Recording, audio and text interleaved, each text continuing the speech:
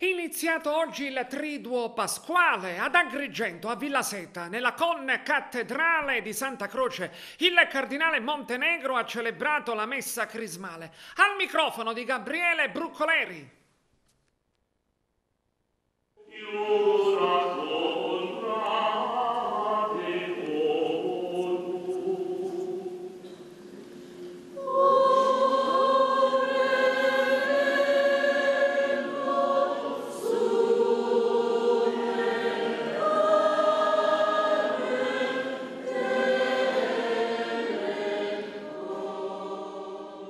È un momento importante perché la Chiesa si ritrova, secondo un po' gli impegni di ciascuno, il vescovo, i presbiteri, i ministri, la gente che ha diverse responsabilità nelle parrocchie, e questo fa vedere la Chiesa come un corpo vivo e quindi diventa un momento di festa.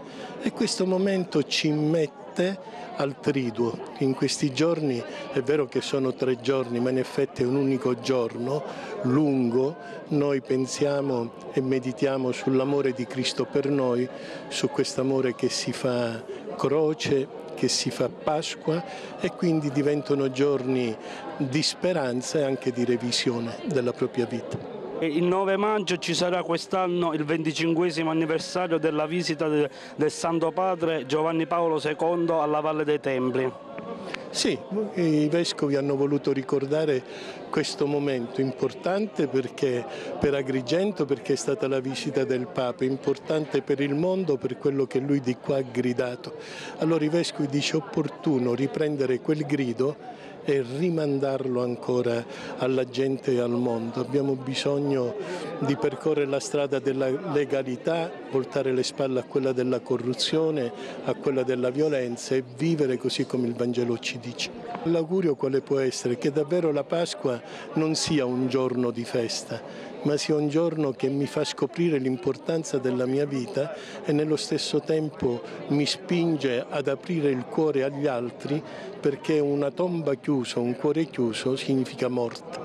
Il 9 maggio, proprio a ricordo di questo storico evento della venuta di Giovanni Paolo II nella nostra città di Agrigento e di quel grido che gli è uscito dal cuore contro la mafia, la CESI, cioè la Conferenza Episcopale Siciliana, ha voluto ricordare questo evento con una concelebrazione. Pertanto il 9 di maggio, dinanzi al Tempio della Concordia nel pomeriggio, ci sarà una solenne concelebrazione presieduta dal nostro arcivescovo cardinale Francesco Montenegro, alla presenza di tutti i vescovi della Sicilia. In quella circostanza si ricorderà proprio questo monito uscito dal cuore del Papa per richiamare i nostri cristiani ancora a quel grido, perché è sempre presente, ecco, il fenomeno che ha voluto denunziare il Santo Padre. In quella circostanza ricorderemo anche i 10 anni di presenza del nostro arcivescovo Don Franco nella nostra chiesa di Agrigento. Per cui sono invitati tutte le comunità, saranno presenti le autorità regionali ma anche le autorità comunali, saranno presenti tutti i fedeli delle parrocchie, per cui dicevo questa mattina in quel giorno non si celebrerà nelle nostre parrocchie perché saremo tutti a fare un cuor solo intorno ai nostri vescovi per rievocare questo evento.